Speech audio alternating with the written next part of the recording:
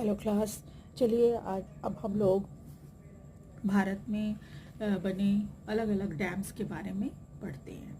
सबसे पहले हम देखेंगे कि कौन से प्रमुख डैम्स हैं, जिसमें भारत में जो कुछ जितने भी डैम बने हैं उनमें हाइड्रो इलेक्ट्रिसिटी उत्पादन, सिंचाई तथा बाढ़ नियंत्रण के लिए जितने डैम बने हैं इन सबको इन तीन चीज़ों के लिए बनाया गया है। हाइड्रो इलेक्ट्रिसिटी के लिए, सिंचाई के लिए यानी इरिगेशन के लिए, और बाढ़ नियंत्रण के लिए, फ्लड कंट्रोल के लिए।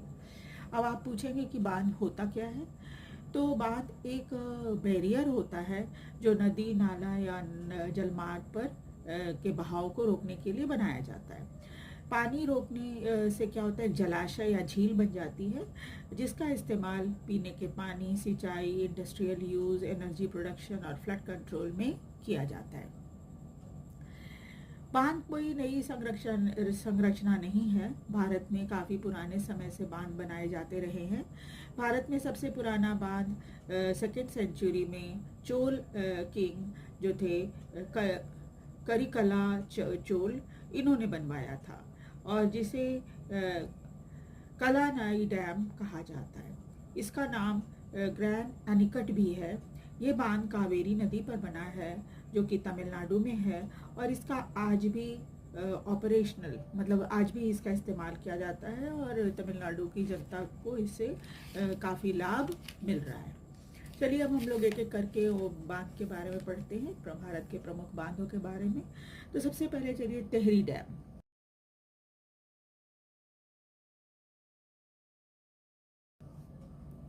भारत का सबसे ऊंचा डैम जो है वो टिहरी डैम है जो उत्तराखंड में है। ये भागीरथी नदी पर बना है और इसकी ऊंचाई 260.5 मीटर है और यह हाइड्रो इलेक्ट्रिक पावर, सिंचाई और फ्लड कंट्रोल के लिए के पर्पज से बनाया गया है। ये काफ़ी विवादों में भी रहा है क्योंकि इन्वायरमेंटलिस्ट जो है ये मानते हैं कि इसकी वजह से पर्यावरण पर बुरा असर पड़ेगा।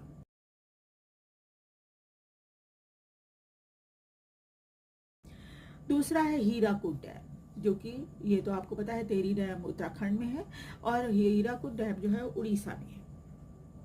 ये उड़ीसा में है और भारत का सबसे लंबा डैम है और इसकी लंबाई 4.8 किलोमीटर है और यह महानदी पर बना है। उसके बाद है भाखरा नगर डैम। यहाँ देखिए ये पंजाब और हिमाचल प्रदेश के बॉर्डर पर बना हुआ है और सतलुज नदी पर स्थित है। इसकी वजह से जो रिजर्वायर, इस बांध की वजह से जो रिजर्वायर बना है उसको गोविंद सागर कहा जाता है।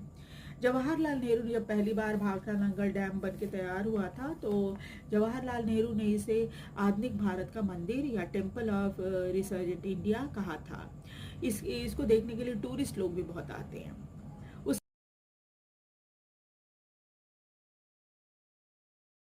उसके बाद है सरदार सरोवर डैम जो कि गुजरात में है।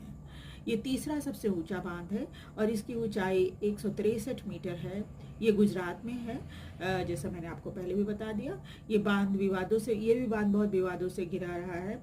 नर्मदा बचाओ आंदोलन के द्वारा इसके जब ये कंस्ट्रक्शन हो रहा था तो इसको रोकने की कोशिश की गई थी क्योंकि कहा जाता है कि यहाँ पर से जो विस्थापित हुए थे, जो लोग को हटना पड़ा था उसकी वजह से और पर्यावरण पर इसके बुरे प्रभाव के कारण भी इसका विरोध हुआ था। ये नर्मदा नदी पर बना हुआ है।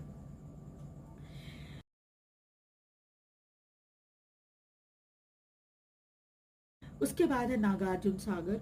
इसे सिंचाई और बिजली उत्पादन के लिए बनाया गया है। ये कृष्णा नदी पर बना हुआ है नागार्जुन सागर।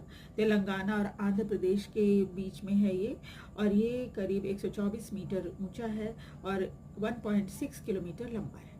इसके पास जो जलाशय बना है उसे नागार्जुन सागर झील कहा जाता है। बरसात में जब बांध में के सभी गेट खोल दिए जाते हैं, जब बहुत ज़्यादा पानी हो जाता है तो गेट सारे खोल दिए जाते हैं। तो इस समय क्या होता है, जब गेट को बहुत फोर्स से पानी बाहर निकलता है जो देखने में काफ़ी आकर्षक लगता है और लोग इसे देखने के लिए भी आते हैं।